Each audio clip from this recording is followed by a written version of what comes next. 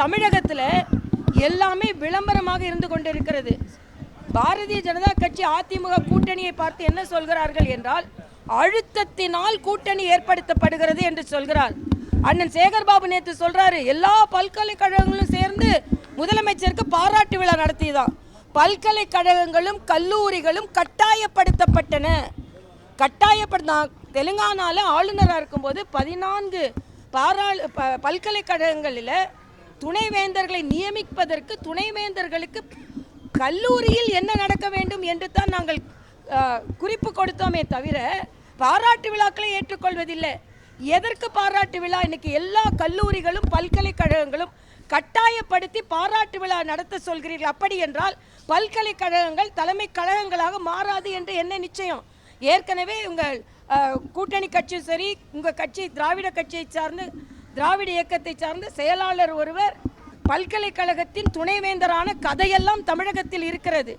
ஆக இதை தடுப்பதற்காகத்தான் அரசியல் துணைவேந்தர் அரசியலாக்கப்படக்கூடாது என்று சொன்னோம். ஆனால் இன்று பல்கலைக்கழகங்கள் எல்லாம் பாராட்டு விழா நடத்துகிறது என்று தனக்குத்தானே பாராட்டு விழா நடத்தி கொள்கிறார்கள். இது வன்மையாக கண்டிக்கத்தக்கது என்பதை நான் தெரிவித்துக் கொள்கிறேன்.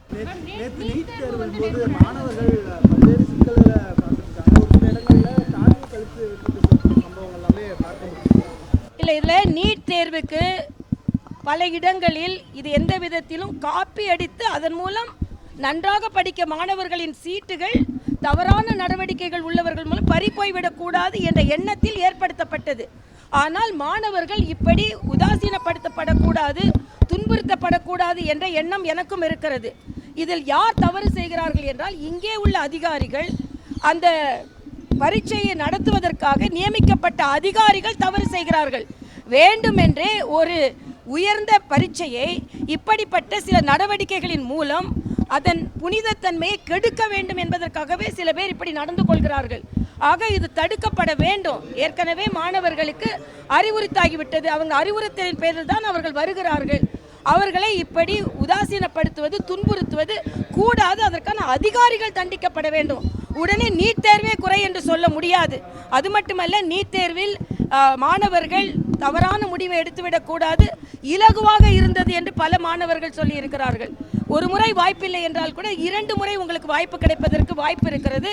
அதனால் நீங்கள் தைரியமாக நேற்று எழுதியதற்கு நான் பாராட்டை தெரிவித்திருக்கிறேன். ஏனென்றால் 1.5 லட்சம் மாணவர்கள் நீட் தேர்வை தேர்வு செய்ததே திராவிட முன்னேற்ற கழகத்தின் தோல்வி என்று நான் சொல்கிறேன்.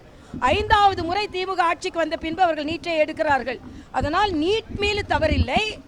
நீட்டை நடைமுறைப்படுத்தும் பொழுது இப்படிப்பட்ட சிக்கல்களை வேண்டுமென்றே கெட்ட பெயர் திருப்பூரில் பட்டனெல்லாம் கலட்டிட்டு வேறு சட்ட போடு இதெல்லாம் சொல்றதுக்கு நீட்டில் யாரும் அப்படி சொல்லலை.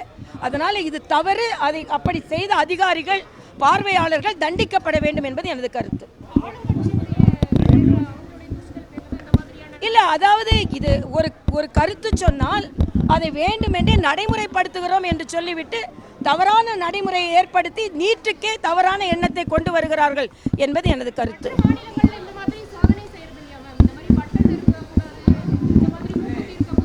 இல்லை, நம்ம மாநிலத்தில் நடந்ததான் நான் பார்க்குறேன். எல்லா இடங்களிலும் அதுக்கான வழிமுறைகள் கொடுக்கப்பட்டிருக்கிறது. அதை பின்பற்றி தான் மாணவர்கள் வருகிறார்கள். அந்த மாணவர்களை பின்பற்றி வரும்போது அதுக்கு மரியாதை கொடுக்க வேண்டும் என்பது எனது கருத்து. நீட் தேர்வுக்கு விலக்கு பெற வழிவகை செய்ய வேண்டும். எதிர்க்கட்சி தலைவரும் பாஜக. ஆகா, இதை நான் வரவேற்கிறேன். ஏனென்றால் முதல்ல சரண்டர் ஆயிட்டாங்க எங்ககிட்ட. ஏன்னா இவங்க தான் சொன்னாங்க, திமுக வந்தால் முதல் கையெழுத்து நாங்கள் போடுவோம்னு சொன்னாங்க. அப்புறம் கோடி கையெழுத்து வாங்கி நாங்கள் நீட்டை நீக்குவோம்னு சொன்னாங்க. இப்போ எங்களால் முடியாது, நிச்சயமாக முடியாது, பாஜக அதிமுகவால் தான் நீட்டை நினைத்தால் கூட எடுக்க முடியும்னு சரண்டர் ஆயிட்டாங்க. இதுவே பாஜக அதிமுக பலம் பொருந்திய கட்சிகளாக மாறி வருகிறது என்பதற்கு அண்ணன் மா சுப்பிரமணியம் அவர்களே ஒப்புக்கொண்டார்கள். நீங்கள் என்ன சொன்னீங்க? நாங்கள் வந்தால் நீட்டை எடுப்போம்னு சொன்னீங்களா இல்லையா? இப்போ நீங்கள் வந்தால் தான் அதில் ஏதாவது நடவடிக்கை எடுக்க முடியும்னு எங்கள் மேலே அவர்கள் சொல்வதே எங்கள் மீது நம்பிக்கை வந்துவிட்டது. வருங்காலம் எங்களிடம்தான் தமிழகம் இருக்க போகிறது. அப்படியே ஏதாவது நடவடிக்கை எடுக்க வேண்டும் என்றால் நாங்கள் தான் எடுக்க முடியும் என்பதை அவர்கள் இன்று சொல்லாமல் சொல்லிவிட்டார்கள். இது எங்களுக்கு வெற்றி. ஆமா,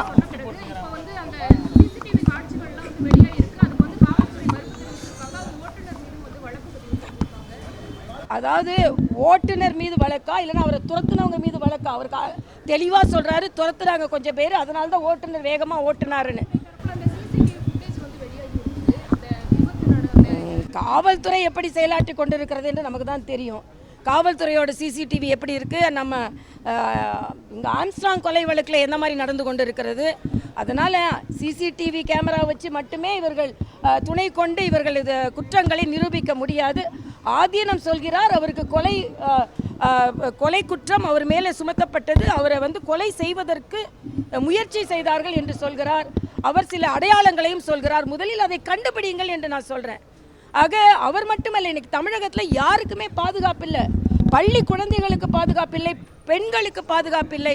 அதனால் முதலில் காவல்துறை அதில் கவனம் செலுத்த வேண்டும் என்று நான் கேட்டுக்கொள்கிறேன். இன்னொன்று, இன்னைக்கு காங்கிரஸை சார்ந்த தலைவர் என்ன சொல்றாருன்னா, ரஃபேல் விமானத்தை என்னைக்கு பறக்க விட போறீங்க, என்னைக்கு விளையாட்டா பறக்க விட போறீங்க? என்னங்க விளையாட்டா இருக்கா? இந்த நாட்டோட பாதுகாப்பு உங்களுக்கு விளையாட்டா இருக்கா? மிக தவறான எண்ணம். இதே ரஃபேலில் நீங்கள் எவ்வளோ கொள்ளடிக்க முயற்சி செஞ்சீங்க. கொள்ளடிக்க முயற்சி செஞ்சுட்டு இல்லை கொள்ளடிக்க முடியாது என்பதை பாதுகாப்புக்காக மரியாதைக்குரிய பாரத பிரதமர் அதை வைத்திருக்கிறார்கள். ஆனால் நீங்கள் இவ்வளவு ஏளனமாக பேசும் அளவிற்கு நாட்டின் பாதுகாப்பு இல்லை.